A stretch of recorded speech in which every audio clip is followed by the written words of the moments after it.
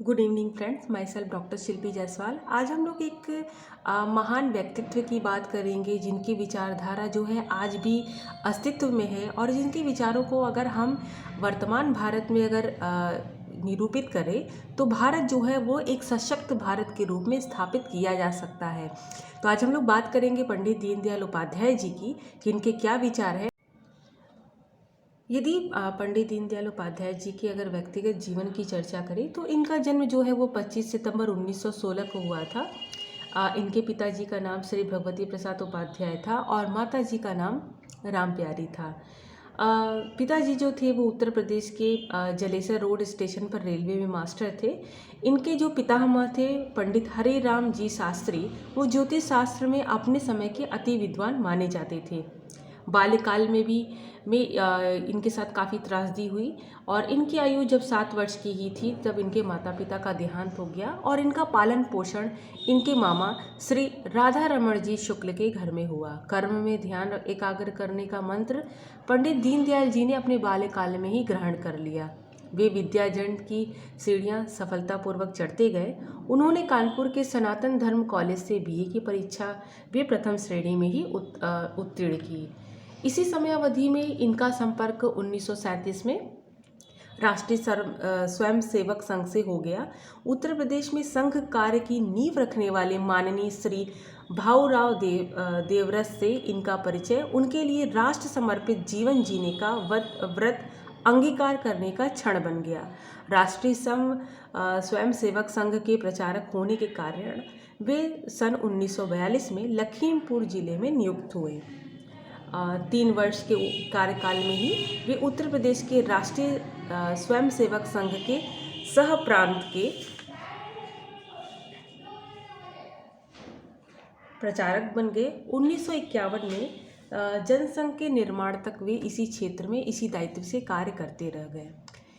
भारत की राजनीति में सरकार की अदूरदर्शी नीतियों के परिणाम स्वरूप पाकिस्तान का निर्माण होने के बाद देश की आर्थिक, सामाजिक, शैक्षणिक, औद्योगिक इत्यादि सभी क्षेत्रों में गिरावट के आसार प्रकट होने लगे।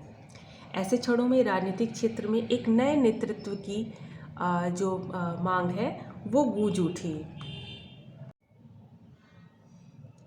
और इसी महती आवश्यकता की पूर्ति के लिए जब 1951 में डॉक्टर श्यामा प्रसाद मुखर्जी के नेतृत्व में दिल्ली में अखिल भारतीय जनसंघ की स्थापना हुई तो इसी अधिवेशन में पंडित दीनदयाल उपाध्याय जी को अखिल भारतीय महामंत्री का पद सौंपा गया।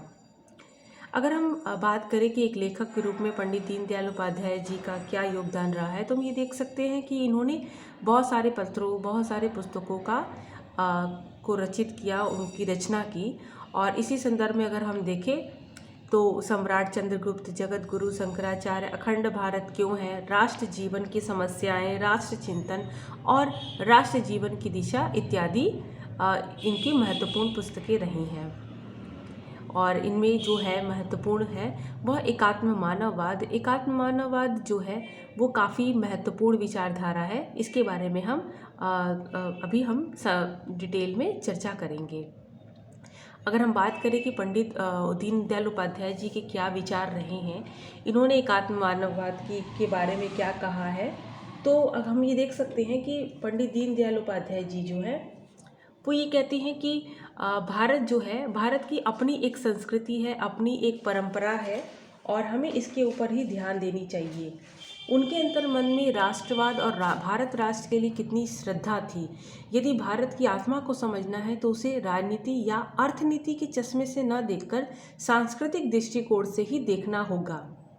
उन्होंने ये कहा कि ये जो पश्चिमी जो विचारधारा है, साम्यवाद, पूंजीवाद, इनकी काफ़ी आलोचना की। इनका ये मानना था कि हमें अगर भारत को आगे ले जाना है, अगर हमें भारत की प्रगति करनी है तो हमें भारत के ही संस्कृति को, भारत की जो अपनी मूल विचारधारा है उसको आगे बढ़ाना चाहिए, न कि हमें एक उधार की विचारधारा से भारत को आगे बढ़ाना चाहिए।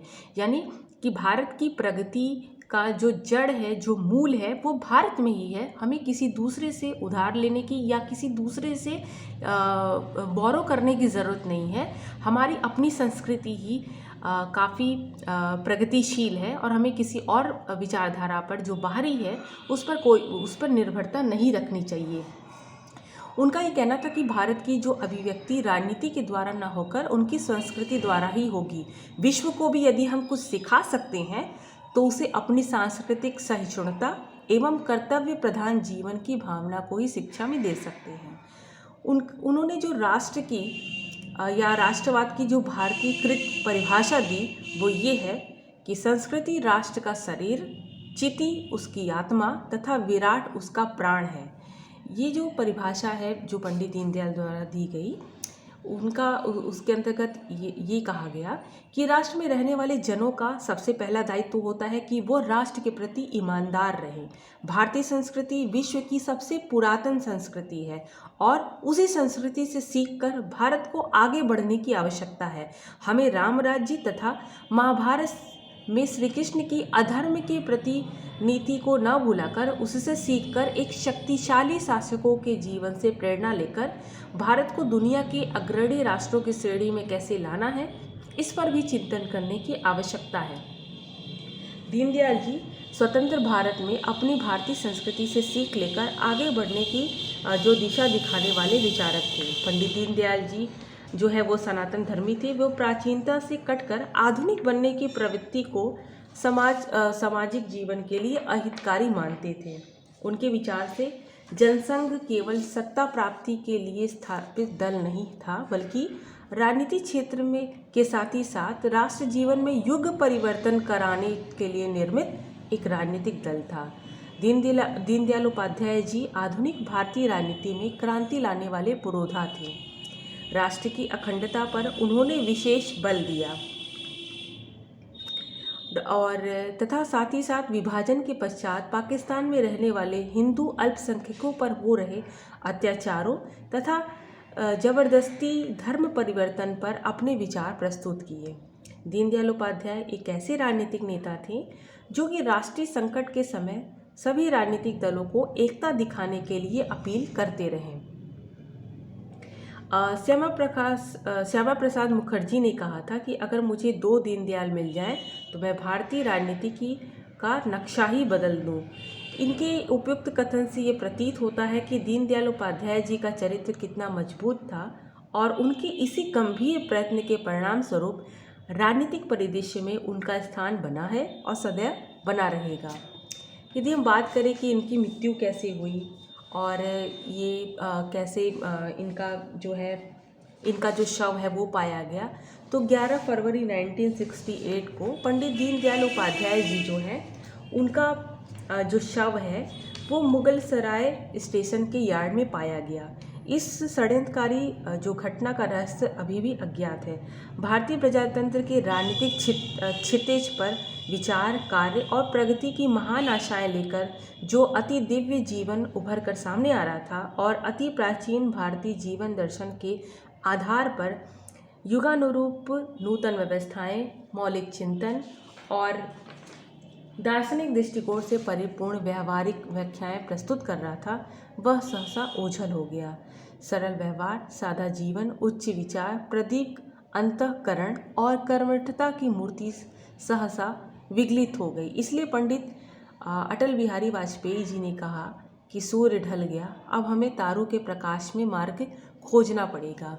उनकी मृत्यु के 50 साल बाद भारत सरकार द्वारा उस रेलवे स्टेशन का नाम जो है वो यानी कि मुगल सराय रेलवे स्टेशन का नाम बदलकर दीनदयाल उपाध्याय जंक्शन के रूप में परिवर्तित किया गया। पंडित दीनदयाल उपाध्याय जी ये कहते थे कि अंग्रेज हम पर राज कर रहे हैं, तब हम उनके विरोध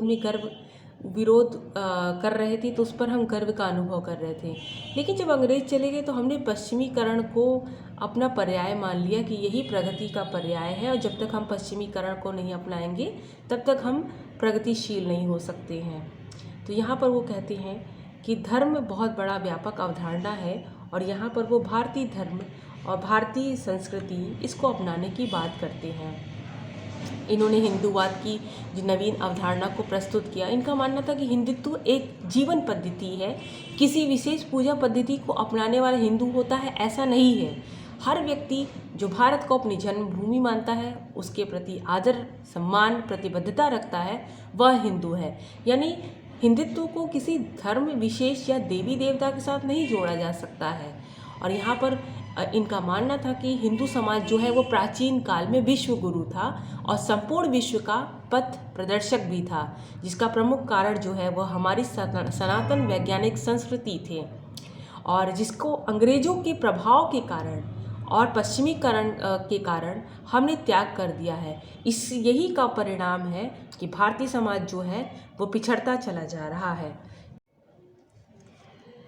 पंडित दीनदयाल उपाध्याय जी ने जो अंत्योदय संबंधी विचार दिए, उसके अंतर्गत उन्होंने ये कहा कि अंत्योदय का अर्थ है समाज की अंतिम पंक्ति के व्यक्ति का उदय, जिसका सरल अर्थ है कि पिछड़े वर्गों का उत्थान, गरीबों एवं पिछड़े वर्गों का उत्थान करना और गरीब और पिछड़े वर्गों को दूसरे वर्गों के समान परिस्थिति प्रदान करना। पिछड़े वर्गों के उत्थान के लिए भारत के संविधान में कई प्रावधान लागू किए गए हैं। अनुसूचित जातियों एवं जनजातियों तथा पिछड़े वर्गों के व्यक्तियों के लिए अनेक विशेष सुविधाएं व रियायत प्रदान की गई है। पंडित दीनदयाल जी के दृष्टि में अंत्योदय संबंधी विचारधारा वर्तमान पिछड़े वर्गों के विकास के लिए चलाई जा रही आरक्षण व्यवस्था में काफ़ी अंतर है। यही कारण है कि पिछड़े वर्गों का उत्थान सही रीति से नहीं हो पा रहा है। पंडित दीनदयाल उपाध्याय जी का अंत्योदय वर्तमान आरक्षण व्यवस्था के विपरीत सही अर्थों में समाज के अंतिम व्यक्ति के अर्थात गरीब से गरीब व पिछड़े वर्गों के को गुणवत्ता एवं मेधा के मामले में दूसरों से के बराबर करना था। उनकी अगर अंत्योदय योजना अगर सही रूप में लागू हो जाती तो आज भारत देश फिर से विश्व गुरु का जो है दर्जा प्राप्त कर पाता। अगर हम आसान भाषा में बात करें कि अंत्योदय क्या है, तो इनका ये कहना था कि अंत्योदय जो है वो ये है कि जितने भी समाज में हैं लोग व्यक्ति, और जो अंतिम व्यक्ति है जो कि बिल्कुल निर्बल है, जिसके पास कोई संसाधन नहीं है, जिसके पास आर्थिक संसाधन, सामाजिक रूप से वह सशक्त नहीं है, और लेकिन उसको भी अपनी योग्यता, रुचि, दक्षता जो है उसके अंदर, तो उसको भी आगे बढ़ने का पूरा जो है वो अवसर मिलना चाहिए।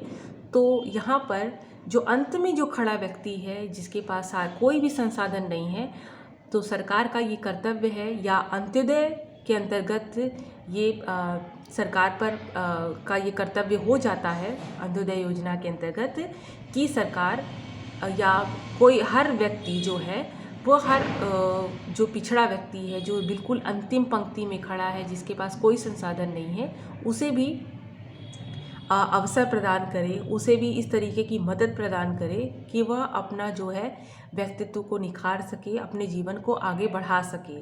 तो अंत्योदय योजना के अंतर्गत अगर हम ये देखें कि हर कोई हर किसी की मदद करे, लेकिन यहाँ पर वो आरक्षण व्यवस्था को सही नहीं मानते थे। वो ये कहते थे कि आरक्षण व्यवस्था से हम उनको रियायत प्रदान तो कर रहे हैं, लेकिन मानसिक और बौद्धिक रूप से हम उनको कमज़ोर और आलसी बना रहे हैं।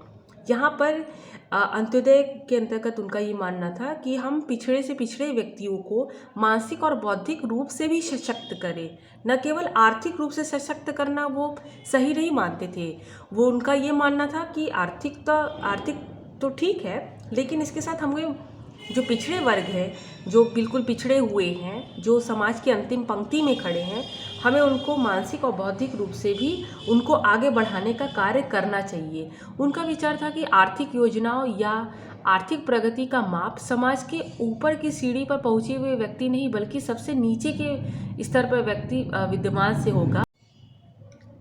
यहाँ पर दीनदयाल जी ये चाहते थे कि प्रत्येक व्यक्ति को उसकी योग्यता, रुचि और दक्षता के अनुरूप काम मिले, जिससे उसकी प्राथमिक आवश्यकताओं की पूर्ति जो सहज रूप से हो सके।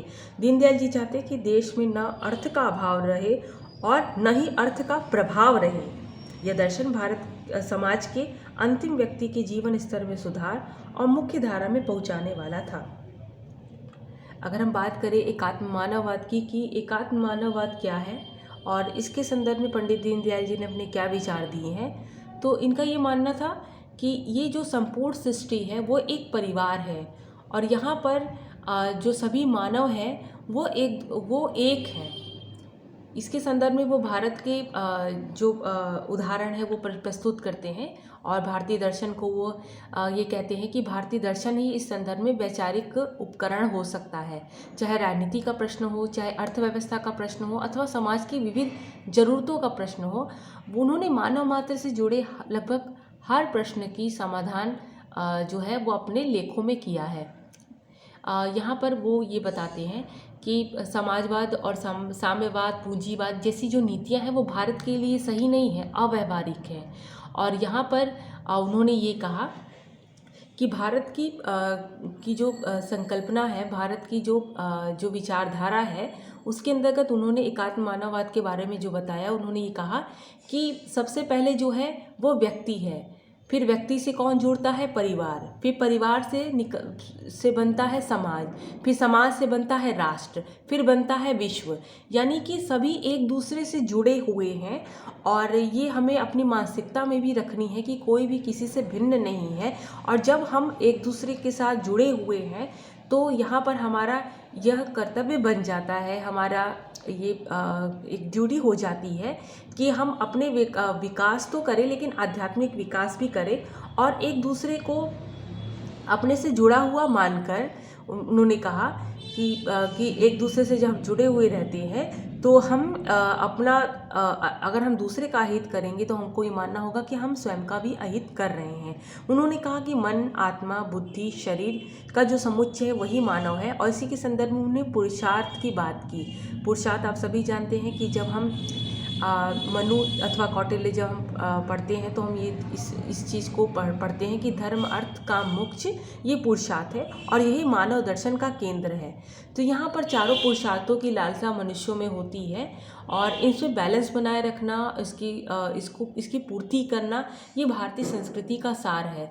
तो आज के दौर में एकात्म मानववाद की प्रासंगिकता बनी हुई है क्योंकि एकीकृत जो है, यानी कि जो हम यूनिटी में रहते हैं, यहाँ पर जो समाज की जो आवश्यकता है, जो व्यक्ति की जो आवश्यकता है वो ये है कि हम इसको एक संतुलन में बनाए रखें ताकि मानव जो है वो चूँकि समाज में एक दूसरे से जुड़ा हुआ है तो एक गरिमापूर्ण जीवन जीने के लिए ये ज़रूरी है कि समाज, मानव, व्यक्ति, परिवार सभी एक दूसरे से जुड़े रहें और सभी एक दूसरे की हेल्प करें और कोई भी किसी से द्वेष ना रखे और एक दूसरे से प्रेमपूर्ण व्यवहार को बनाए रखे। आई होप कि आपको ये वीडियो क्लियर हुआ होगा। अगर अच्छा लगा तो प्लीज़ लाइक करिए, शेयर करिए, कमेंट करिए और मेरे चैनल को सब्सक्राइब करिए। Thank you.